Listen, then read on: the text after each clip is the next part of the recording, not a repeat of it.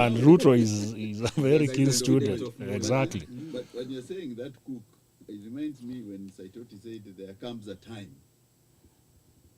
that the interests of a nation are bigger than that of an individual. Yeah, the bigger the greater man.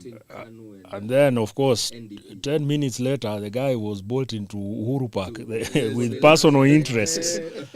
So what Kareithi has said, personal interests are what drives these guys. There comes a time when some of these politicians mistake the interests of their stomach to be the interests of the nation. Exactly. And they would want everybody to believe that when they are hungry, the entire nation and the world is hungry. When they are satisfied, hawasubu. Are you trying to say that it's Vetanda and we call them hawasumbui wakishiba? Hata hawa wakishiba hawatasumbui. Kila mtu akishiba asumbui. At a time like this last year, Gachagua was Ruto's biggest defender. Yes. Right now, he is his biggest critic. Tomorrow, if a bone is thrown his way and it has some meat, you'll be surprised at the song you sing. And the way they're saying, so he'll be part of the praise and worship choir. In fact, it is demonstrated by what is happening within ODM. Yes.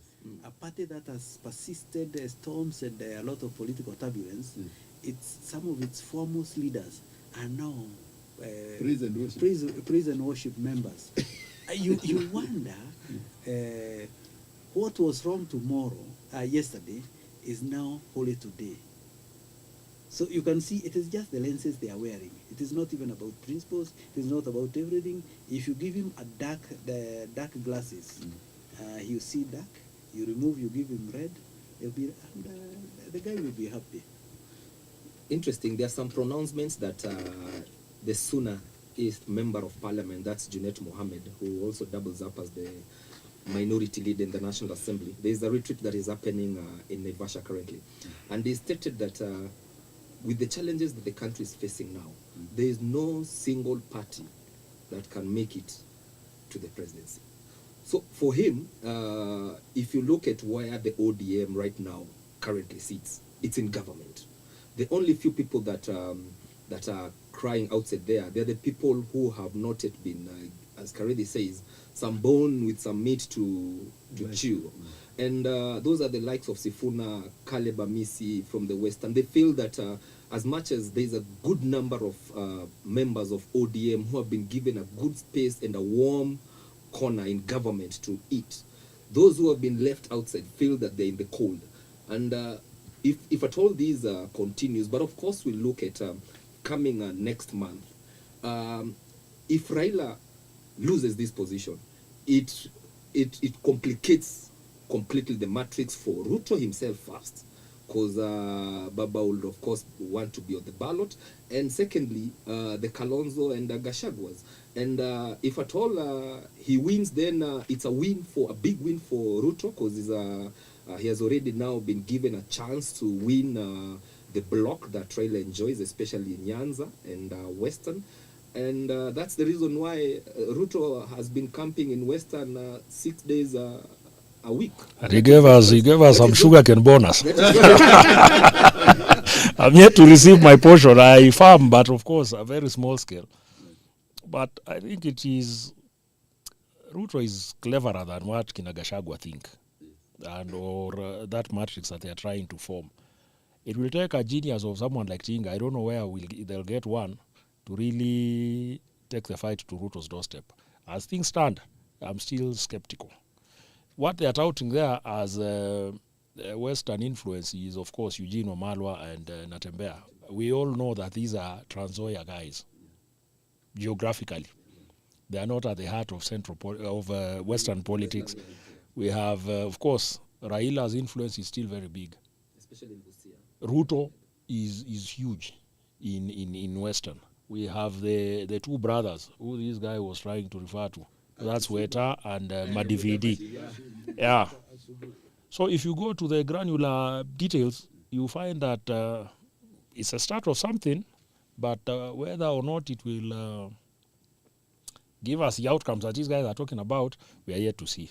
And now, they are just on the table. They have not decided who is going for it. Yes. You cannot, in a soccer, I'm not a very good soccer fan, but in soccer, I thought you're a Man United fan. no, I am not United or disunited. I'm just there. But if you must have a designated striker, the man who will be given the ball to score. In this case, we have got everybody wearing jerseys, pretending to be players. But when it comes to the critical moment of scoring, who will score? In this case, we are talking about the presidency. Who are they going to nominate? And when they nominate, we may have another round of MOUs and disputes, and that is where the rubber meets the road. Because it is one thing to attain power, it is quite another to know what you want to do with that power. You have seen Ruto has been accused of very many things, including creating mongrels not known in any democracies in the world. It is not out of choice. It is because the reality of when you get power and how to balance all these competing interests. You can imagine what will happen if you have got Gachagua, you have got Eugene, you have got Kalonzo, you have got all these other parties, and they want are limited spaces, and they want their cronies also to be included in government. Start sharing out that loaf of bread, which has got limited slices, and that is where the grabbing starts. And that is where you're going to witness the falling out. But you are getting ahead of ourselves, because it is like imagining that they are going to outwit William. That time has not come. They have not demonstrated that they are hungry enough, they are powerful enough, and they are going to, they have got the fire in the belly to take the battle, as Wanyonyi has said, to the doorstep of William and try to snatch the meat that is in his hand. That is going to be a moment to wait for, because my friend, the competition you are going to see is out of this world. I think, gentlemen, I think you've covered that topic very well. Let's move on to IEBC. Finally, the select panel was CT was sworn in yesterday. Yes. What is the outlook? What do you expect? Actually, it's the NADCO report. It's a positive move, noting that